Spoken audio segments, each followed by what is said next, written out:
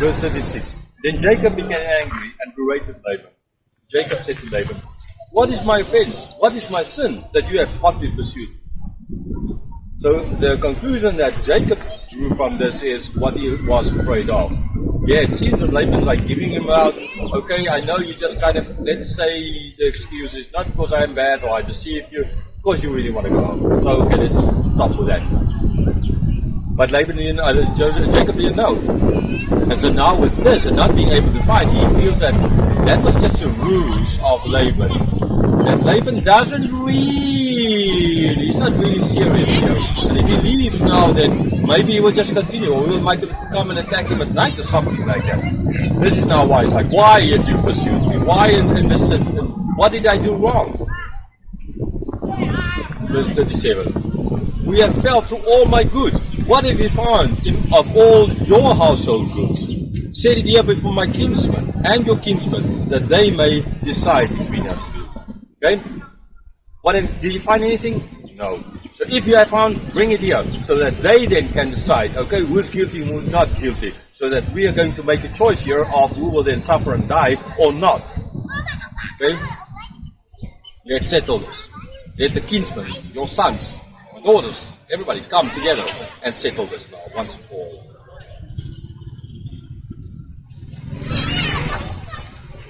Verse 38. These 20 years I've been with you. Your ewes and your female goats have not miscarried, and I have not eaten the rams of your flocks. What was torn by wild beasts I did not bring to you. I bore the loss of it myself. From my hand you required it, whether stolen by day or stolen by night. So Jacob had enough, right? Of all the years of being abused by his father-in-law, he had enough. He's speaking out now, right? This is 20 years I worked like this, right? The ewes, the female goats, they haven't miscarried because God blessed me, you, through me. Therefore, they have not miscarried. I haven't eaten any of your rams. I haven't done any of this wrong, right? I didn't take, I didn't steal. I didn't help myself to this meat, to your meat. And the rams, we know, normally you will have a lot more ewes than rams, okay? Because then ultimately ram, well, you don't need for every ewe. It's not like humans. I mean, humans, you can get one man can father lots of children, okay? And same for sheep as well. So he is just basically by saying the rams, the ewes kind of idea that he would most likely have had a lot more or a lot less rams than ewes. And if they were born, by him eating any of these rams, he's not really going to do anything bad in the sense that Laban is not going to suffer because of that. And even that he didn't make. Okay?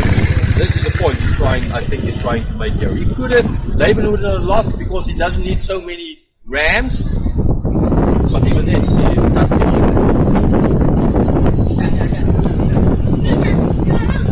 Verse 39. What was torn by the wild beasts as well, or if these sheep were torn by wild beasts, he is not responsible for that. Because I mean, if the lion comes in, you're not going to. It's not David. David said he ran after the lion, kind of idea, right? In this case, there was no. It was by law not stipulated that they had to. It's not his life for the sake of the kind of. So if a wild animal did steal, did take or kill one of the sheep, then the shepherd is free of the deed. He doesn't need to pay back. He's not going to lose out on the deed. But he did.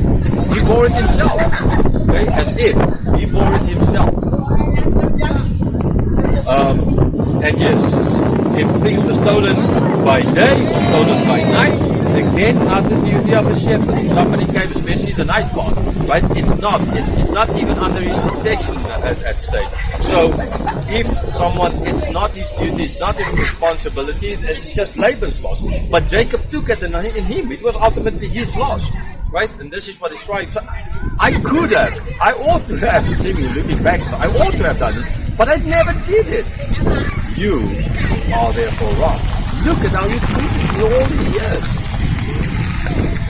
So what you're doing, like this pent-up anger, this 20 years of pent-up anger is flowing out. He is right in what he is saying. And Laban is wrong in everything that he's doing there. By verse 14. There I was by day, the heat consumed, and the cold by night, and my sleep fled from my eyes. So again, it's like saying, right, by day, the heat, he was suffering while he was doing this, not just in the taking the losses himself as well, but physically he was suffering the heat of the day, the cold of the night, right? Getting very cold at night. He couldn't sleep. He had no time to sleep. Right? He wasn't sleeping on derelicting his duty. There was no better shepherd than he was. More responsible shepherd than he was. This is what he is getting at. So Laban, what you're doing now, you're wrong. You're wrong. Verse 41. These 20 years I've been in your house. I served you 14 years for your 2 daughters and 6 years for your flock. And you have changed my wages 10 times. 20 years I served you, Laban. 20 years, 14 of them for your daughters. Laban, remember that you promised me Rachel. In the end I had to work for 14 years to get Rachel because you deceived me. Okay? And then 6 years for the flock, and now you kind of want it all back as well. Right? You don't want it's mine. Right? And all the time you changed everything. Then this, then that. If they all give birth to this, then you changed the whole time. Verse 42. So he is comparing what he did for Laban and what Laban did for him. Verse 42. If the God of Abraham, and the fear of Isaac had not been on my side, surely now you would have sent me away empty-handed. God saw my affliction and the labor of my hands and rebuked you last night, saying, if not for God, right? If not for God, none of this would happen. I would have been going away empty-handed. Neither wives nor children, you would have taken it all. Okay? You would have taken it all. God is the reason I have it. Because God saw. Okay? God saw, and therefore God gave. We've seen it earlier in the chapter as well. God saw, and so therefore the way they treated them for 20 years. And that is what, remember, with the people in the desert, after leaving Egypt, God heard, God saw, right? So God did. Okay? So because ultimately of God, not because of, they left, like Jacob left Laban here, at night they had to flee, like they fled out of Egypt, because God saw, God did this, because they were oppressed. The Egyptians were the oppressors. Jacob was oppressed, Laban was the oppressor. Again, that line that flows from what's happening here to what happened ultimately to the people in Egypt as slaves. And then ultimately, why did Jesus end up as a baby in Egypt? Because he was oppressed by Herod, killing the children. So they had to flee to Egypt. All these lines throughout the different books, different authors, such a time span, and so many different cultures ultimately, because cultures do change, even within the nation, within the people, cultures change. Okay? And so these lines, they keep on flowing. That is again the beauty of the word of God.